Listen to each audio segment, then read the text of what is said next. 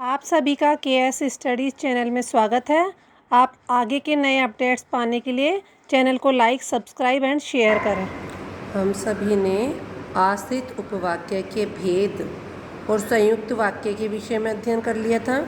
इसके बाद आता है वाक्य विश्लेषण। तो रचना के आधार पर निर्मित वाक्यों को उनके अंगों सहित अलग कर उनका परस्पर संबंध बताया जाता है, वो वाक्य विश्लेषण या वाक्य विग्रह कहलाता है। यानी रचना के आधार पर निर्मित वाक्यों को उनके अंगों सहित अलग कर उनका परस्पर संबंध बताना। ठीक है, इसमें होता है वाक्य विश्लेषण के प्रकार होते हैं सरल वाक्य का विश्लेषण, मिश्रित वाक्य या मिश्र वाक्य का विश्लेषण, फिर है संयुक्त वाक्य का विश्लेषण। ये तीन प्रकार होते हैं इसके। फिर वाक्य विश्लेषण होता है बांटना, टुकड़े करना, और वाक्य संश्लेषण होता है इनको जोड़ना।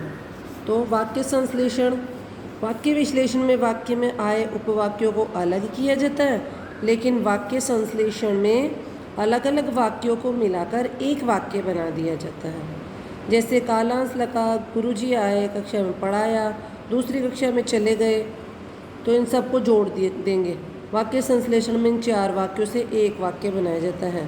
कालांश लगते ही गुरुजी एक कक्षा में पढ़ाकर दूसरी कक्षा में चले गए, सरल वाक्य हो गया, तीनों इसके हैं। फिर कालांश लगते ही गुरुजी कक्षा में आए और पढ़ाकर दूसरी कक्षा में चले गए, संयुक्त वाक्य हो गया।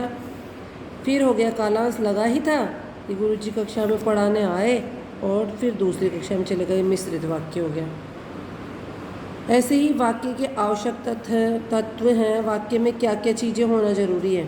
सार्थकता होनी जरूरी है, वाक्य का सही अर्थ निकलना चाहिए। जैसे हमेशा सार्थक शब्दों का ही प्रयोग होना चाहिए। जैसे मैं आप सबको धन्यवाद देना चाहता हूँ, पदक्रम सही होना चाहिए। पदक्रम सही नहीं होगा तो देखो कैसे अर्थ का अनर्थ हो जाता है। वाक्य का सही अर्थ ग्रहण करने के लिए एक निश्चित क्रम होना चाहिए। यदि क्रम बदल जाता है तो कथन का अर्थ ही बदल जाता है। जैसे बच्चे को काट कर फल दो, है ना, तो सही क्रम है फल काट कर बच्चे को दो। बच्चे को थोड़े काटा जाएगा, फल को काटा जाएगा। तो सही क्रम क्या हो गया, फल काट कर बच्चे को दो। निकटता, पदों के बीच निकटता होनी चाहिए।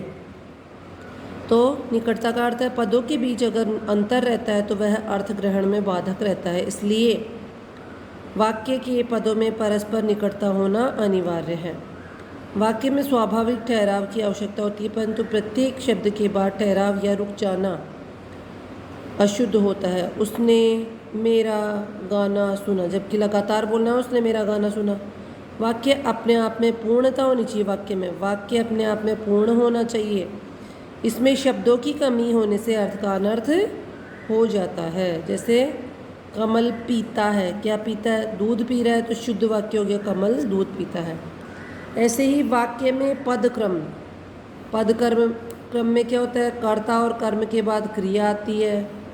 कर्ता कर्म क्रिया के विस्तारक पूरक इनके पूर्व में आते हैं। जैसे स्वादिष्ट या भूख अभिकारी जो भी हो वो पूर्व में आएंगे। क्रिया विशेषण क्रिया से पहले प्रयोग में आता है। क्रिया विशेषण इसकी विशेषता, धावक की विशेषता बता रहा है, तो तेज दौड़ना। पूर्वकालिक क्रिया मुख्य क्रिया से पहले आती है। तो ये कुछ महत्वपूर्ण बातें हैं जो हम ध्यान में रखेंगे। तो वाक्यों में पदक्रम का ध्यान रखना भी बहुत ज़रूरी है। अगर पदक्रम का ध्यान नहीं रखा जाएगा तो वाक्य सही अर्थ नहीं देगा। वाक्य में क्रिया का अन्वय, कर्ता व क्रिया का अन्वय, इनको जोड़ करके भी लिखा जाता है। कर्ता बोल गाना गा रहा है, लेकिन क्या गा रहा है, गाना, ऐसे। तो इसके अलावा वाक्य में क्रिया के बाद कर्ता व क्रिया का अन्वय होना चाहिए। संज्ञा और सर्वनाम का अन्वय होना चाहिए। अगर सर्वनाम का प्रयोग अनेक संज्ञाओं के स्थान पर हो तो वह बहुवचन में प्रयुक्त होती है। जैसे श्रेया शगुन विद्यालय गई है, वे शाम को घर लौटेंगे, है ना। एक संज्ञा के स्थान पर एक ही सर्वनाम का प्रयोग होना चाहिए। राम ने श्याम से कहा तुम जाओ, लड़के तुम्हारा इंतजार कर रहे हैं। फिर विशेषण और विशेष्य का अन्वय होना चाहिए। अगर वाक्य में एक से अधिक विशेष्य हों तो विशेषण अपने निकट विशेष्य के अनुसार होगा।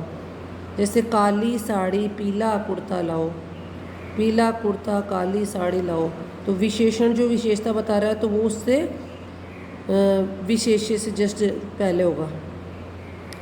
आकारांत विशेषण विशेष्य के लिंग वचन के अनुसार बदल जाते हैं। तुम काला कुर्ता पहनो, अगर पुल्लिंग है तो पहनो हो गया। फिर तुम काली साड़ी पहनो, तो यहाँ काली साड़ी हो गया स्त्रीलिंग होने पे। वाक्य रचना के शुद्ध रूप कौन कौन से होते हैं? व्याकरण के नियमों का लिंग व वचन का ज्ञान न हो तो हम वाक्य की शुद्धि नहीं कर सकते, अशुद्ध हो जाता है।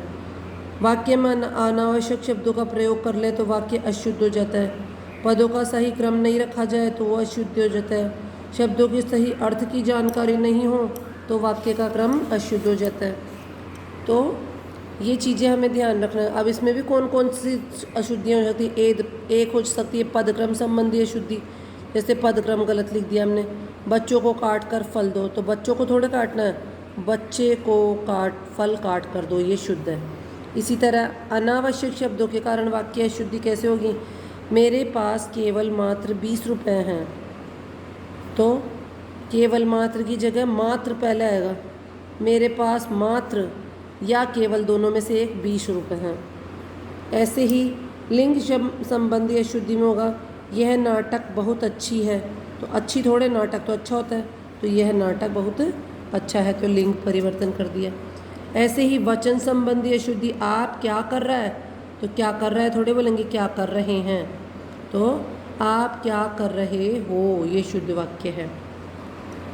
फिर कारक संबंधी अशुद्धि, मेरे को अभी जाना है, तो शुद्ध हो जाएगा मुझे अभी जाना है। सर्वनाम संबंधी अशुद्धि, मैंने काम करना है, तो मैंने की जगह मुझे काम करना है।